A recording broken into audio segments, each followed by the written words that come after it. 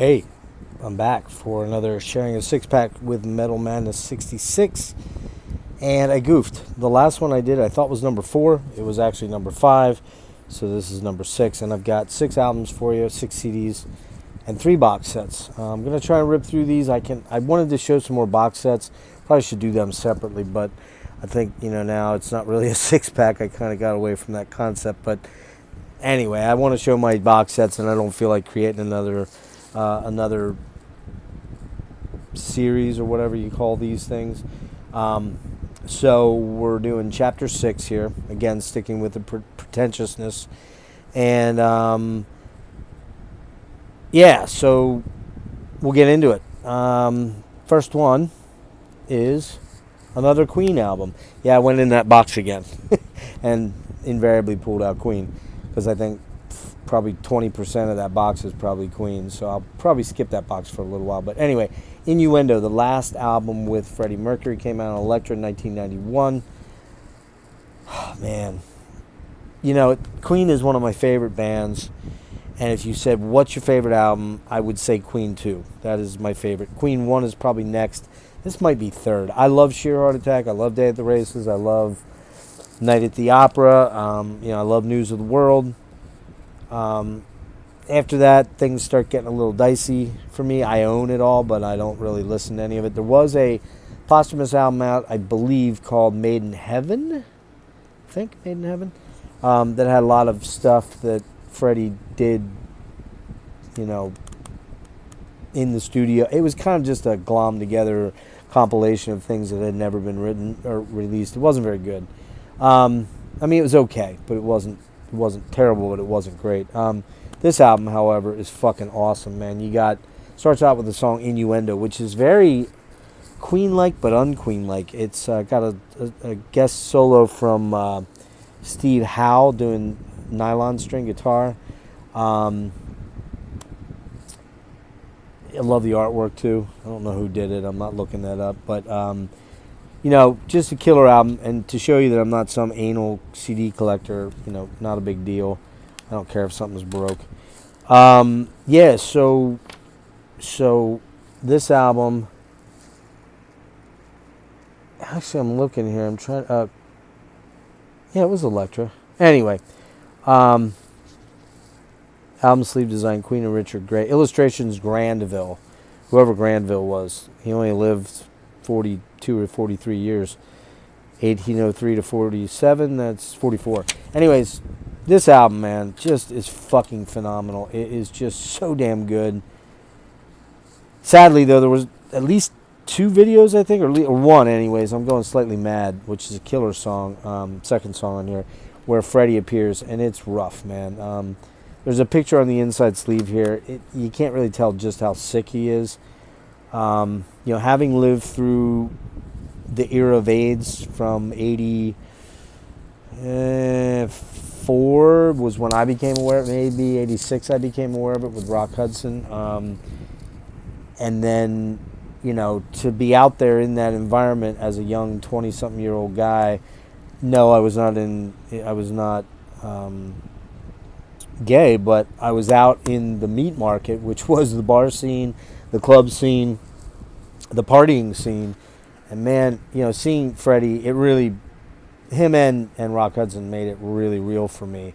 Like just how awful the AIDS epidemic was and how many people suffered, and just what having my own health struggles right now, I'm like, wow, I kind of know what that is sort of like, but not exactly.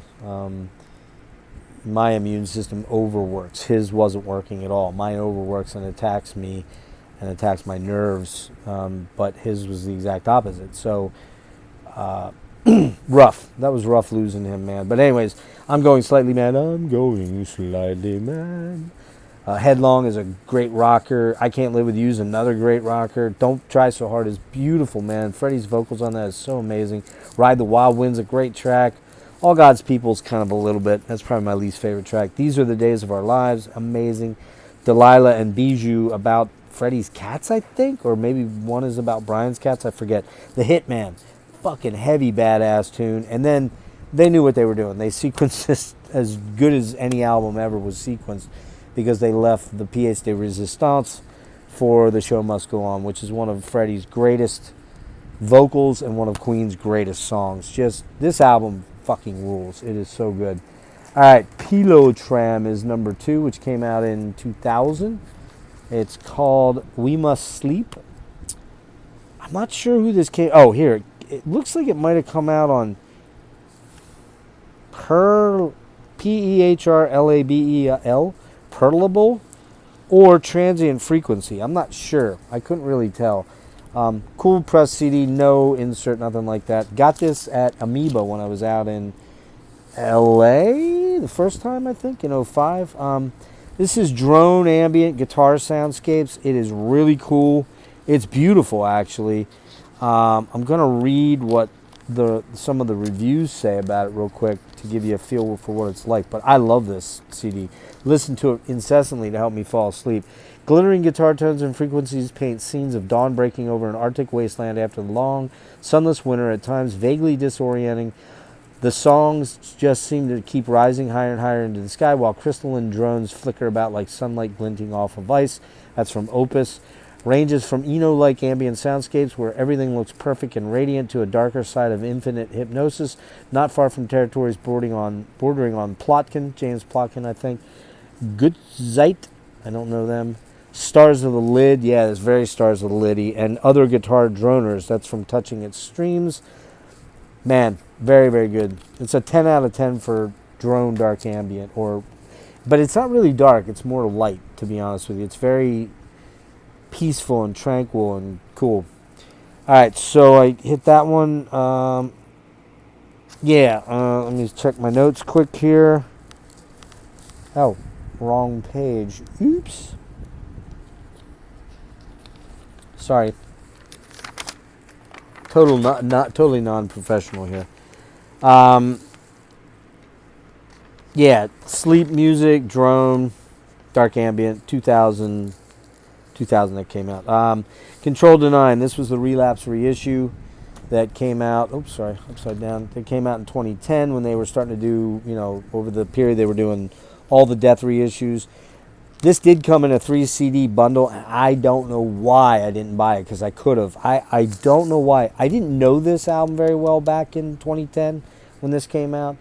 And I was kind of like, do I really want to spend, I don't know what it was, like $32 for a shirt and a 3 CD, limited to 2000. Like, I have all the Death issues in the Relapse reissues in the 3 CD variant. I did not get it on this one. Nice, though. I got the slipcase, which is pretty beat to hell because I'm tough on my used to be tough on my CDs. So, yeah, this is Perseverance Holdings, which is his mom and sister.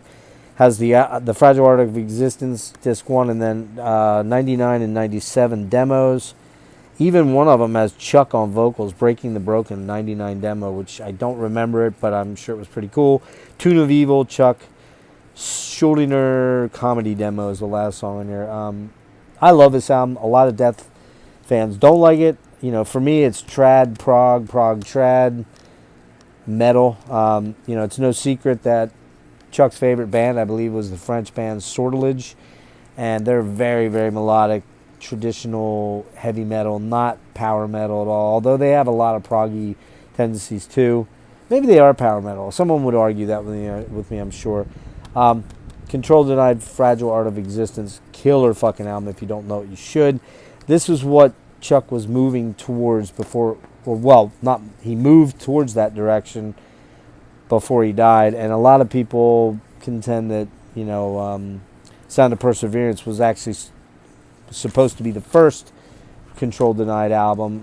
They don't contend, that it is a fact, and the reality is that he was working on the second album, which was going to be even more melodic apparently, and that's when he got the brain tumor and bad stuff happened. So I hate when I drop water on my CDs, especially when they're digipacks. Anyway. So, next up, we've got Steven Wilson, Bass Communion, Ghosts on Magnetic Tape, 2003, on Headphone Dust, which is Steven's personal label.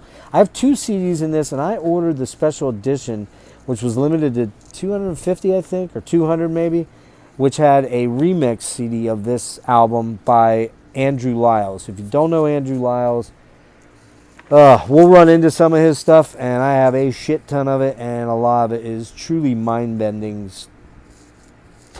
Found sound artist. He does all kind of trippy things with... I don't even know how to explain it. I'm going to have to kind of do my work on that, because it's been a while since I was into that stuff, but I love it, and it's fucking crazy. But anyways, Andrew Lyles remixes this CD, and what happened here was Steve found some old, I think they're called wax cylinders, I believe, that they actually from the like 1800, well, no, from probably the teens, I think these were, or early aughts of the century, and he had them transferred to digital, and then he used them and manipulated them through guitar, filtering, processing, keyboards, the whole 9 yards, vocal processing. This thing is fucking creepy, but super cool, dark ambient. If you know Bass Communion, this is probably my favorite Bass Communion, although I love the first two albums too, Transmissions, and I think Bass Communion 2 is just Bass Communion 2. I could be wrong about that. It's been a while since I've looked at the catalog. Yeah, man, this is fucking amazing. If you like dark ambient, drone, haunting, kind of unsettling music, this is just fabulous. Bass Communion, Ghosts on Magnetic Tape. I think all of the imagery is really fucking cool too, man. Theo Travis is on this. He's on a lot of Porcupine Tree stuff. No Man stuff. What else? Carl Glover did this. He also did the IEM stuff. Allegedly, that's a ghost, whatever they call the aura. Yeah, I don't know if I believe that. I struggle with the ghost thing a little bit. But anyway, Ghost on Magnetic Tape, Killer. Number 5. I'm sorry. You can see this came like this. I never replaced the busted up jewel case. Esoteric. This is metal, man. It's death metal, psychedelic, trippy, death doom, funeral doom, mostly funeral doom. This is probably my favorite one, Subconscious Disillusion into the Continuum. It's just, Greg, I forget his name, I'm going to forget his damn last name. Greg, the singer and main guy in the band. I can look in here, damn it. Chandler? Is that his name? Greg Chandler, maybe? I think it might be. If they even fucking... I don't even know if they put who plays on this album in here. Actually, they don't. Yeah, they don't. And all the songs are, 15, 12, 17, 5. That's a short song for Esoteric. Pretty much have everything this band does and did. I think I may even have the latest. I don't remember. But I fucking love this album, man. The death vocals are so buried and psychedelic and swirling, and they have so much stuff going on effects units wise. It's like a nightmare that you're listening to. But it has its moments. It has its melodic points. Most of it actually is pretty melodic. It's just a lot of guitar droning and heaviness and weird swirling psychedelic figures and keyboards and stuff, and then the vocals come in almost like an instrument. You can't really make out any... I can't make out any discernible vocals, but I love this album. Esoteric, Subconscious Disillusion, The Continuum, 2003 on Seasons of Mist. Like I said, Esoteric, you should check them out if you like funeral doomy stuff. All right, Scott Walker, The Drift. Holy ball sack. And this was weird because they made the insert with the lyrics and stuff. They made it the size of the slipcase, and this is on 4AD and came out in 2006. It's weird. They made it the size of the slipcase instead of the size of the CD jewel case, which is odd. Whoa! Out comes the CD. So it's pretty uneventful, drab. No, in fact, this doesn't even have an insert. It's got the book. I don't know how to explain this album. I got it because Steven Wilson recommended it, and I got it, and I was like, I don't understand this shit at all. And I really haven't begun to understand it. It's a statement. It's experimental. It's bizarre. Scott has this crooner's almost like Tony Bennett, warped Tony Bennett sort of vibe to his voice, although he doesn't really sound like he sings like this. Oh, it's very bizarre. Very bizarre. I need to revisit this. I remember kind of going, okay, yeah, I don't think this is for me. I've played it a couple times, maybe a dozen times. I've just never gotten it. Scott Walker, The Drift, 4AD, 2006. Trippy, bizarre, out there, fucking weird. I don't know what else to say. Scott passed in 2019 at 76 years old. He has a magical voice if you listen to his early 60s and 70s stuff, because he was kind of a crooner, like a Sinatra kind of guy. But when he started getting into stuff like Tilt and this album, and there's another one out there I can't remember the name of, man, it just gets bizarre. He was not afraid to go out to the nth degrees to experiment with his sound. So, all right, first up on the box sets, I love these books. I have tons of Jethro Tull, Marillion, all of that shit. Except I don't own Thick as a Brick. I missed that one. It's being reissued. So all those guys that were getting $500-600, I noticed they're coming way down on eBay suddenly now that it's going to be reissued. They're doing something to set it apart from the first press. I can't remember what, but Camel, Rainbow's End, and Anthology 73 to 85, 4 CDs. It's got a live CD. Disc 4, I believe, is live at, I forget where. No, it's not. There is a lot of live stuff on here, but it's not a full live CD. I love Camel. I do not own any of their albums. They have a lot of albums out. I have the Echoes box set, which is a 2 CD set, which is great. For anyone that just wants to get into a little bit of Camel, this CD, I don't think you can find this for reasonable money. I could be wrong, but I don't think you can, because it's been out of print.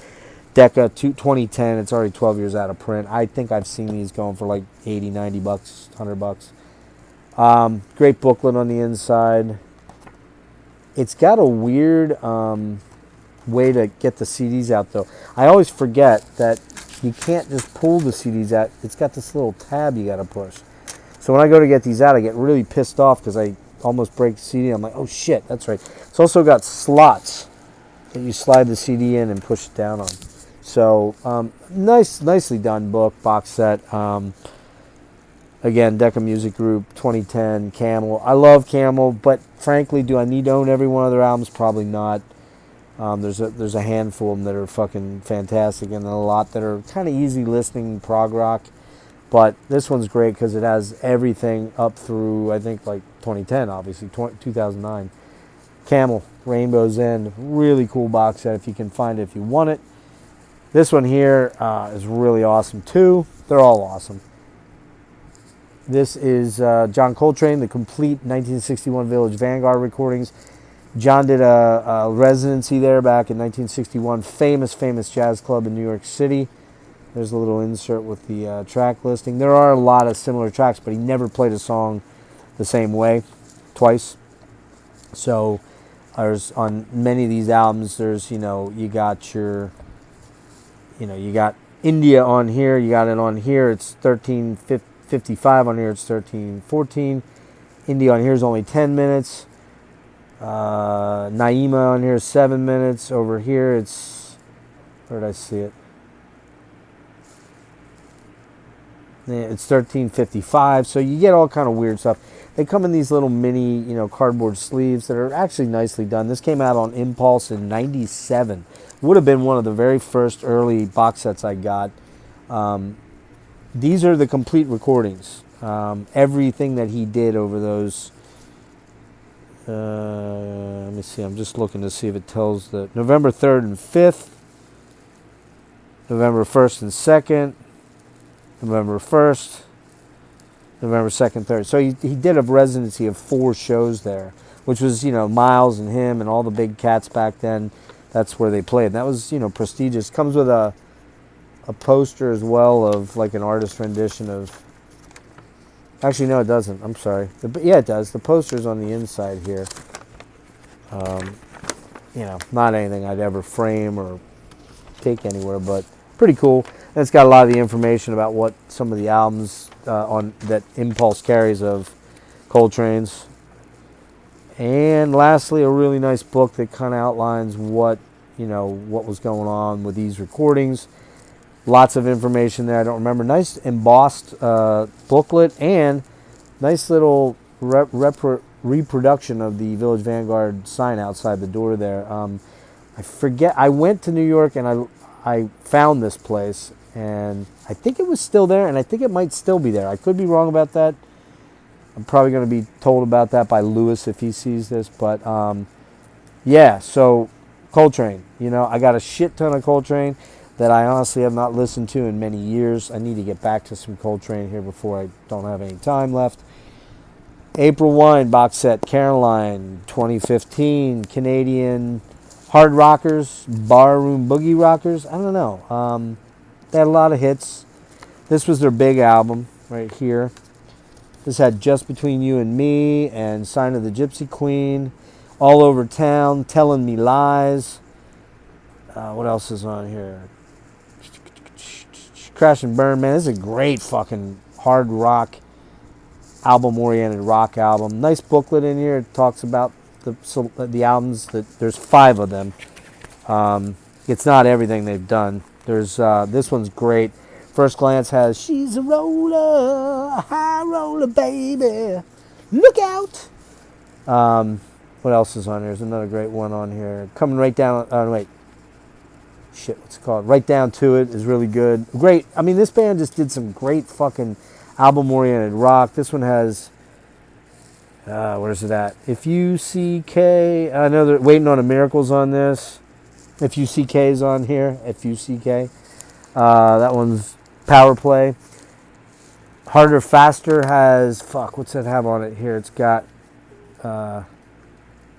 I Like to Rock, and it's got a killer 21st Century Schizoid Man as a bonus track on here. I don't know if it's bonus or it was actually on the album. I think it was. This one has Too Hot to Handle. This is probably the one I know the least of them. I got this album, and then there's a live album in here somewhere. Oh, there it is. Yeah, live at the BBC.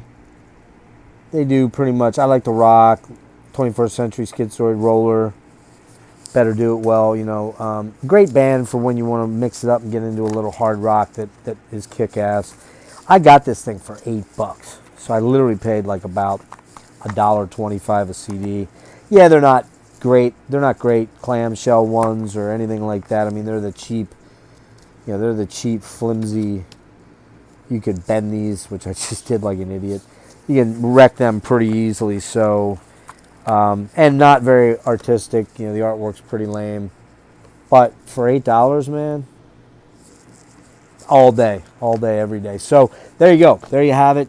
23 minutes, a little longer than I usually like to make these, but you got a couple box sets and some cool albums in there to look into. And yeah, I'll post the names of the albums and the box sets that I put. And just as a quick aside, a couple upcoming things, I think. Dennis and I are going to do at least one episode, if not 2, maybe more, depending on, how I'm doing, which is not great. So I don't anticipate there's going to be a lot of these because I'm having a lot of trouble being vertical now. That's why I'm down on my bed, laying on my arm, which is numb and asleep. But long story short, a couple of deep dives coming up. Probably Sunday, Monday, or Tuesday. I'm not sure. One of those days, we're going to drop Dennis and I are going to do this collab on a blast from the past, 80s bands that should have been much bigger. And basically, they're bands that had like a really killer first release, and then they started to follow up with albums that weren't nearly as good. And the first episode we're going to do, hopefully, like I said, Sunday, Monday, or Tuesday, is Aldo Nova. Life is just a fantasy. Can you live this fantasy life? Where? You know that one. And Zebra, who I'm not going to try at all to imitate Randy Jackson. No way in hell. Tell Me What You Want, Who's Behind the Door, No Telling Lies, Take Your Fingers From My Hair, La La Song. That first debut album is a fucking monster of an album. Second album, not as good. Third album, very, very good. Fourth album, not so good. They're still touring. In fact, they're doing a show on the 25th up in the New York area. They only do the New York area, Jersey a little bit, and down in Louisiana because I think Randy lives there part-time. Anyway, what else? So we want to do that, and then we may do a second episode on Y&T, Icon, Badlands maybe. Oh, and Stone Fury, who has 2 albums out, is probably going to be in that first batch of material.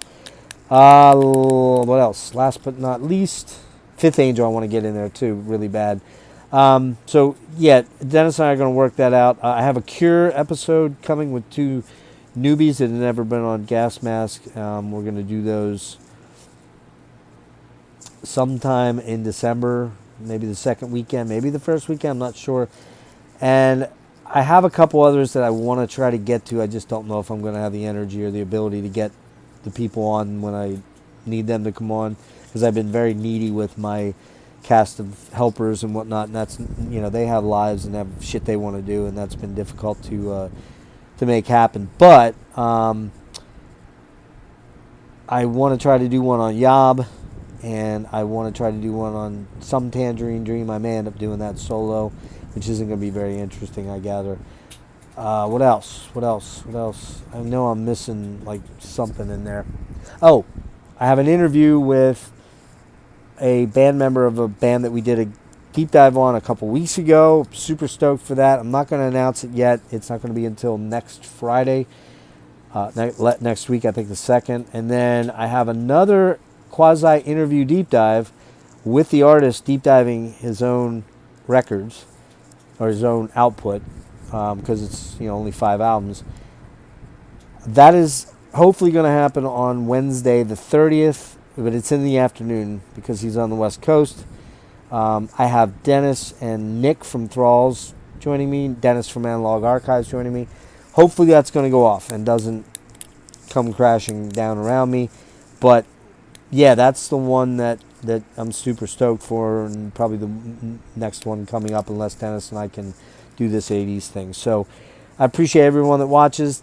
These don't get the kind of views that other ones do, the deep dives in particular, so maybe I should take a hint from that. But I'll do a couple more of these, and if they keep getting low views, I'll probably end up bailing on it at some point.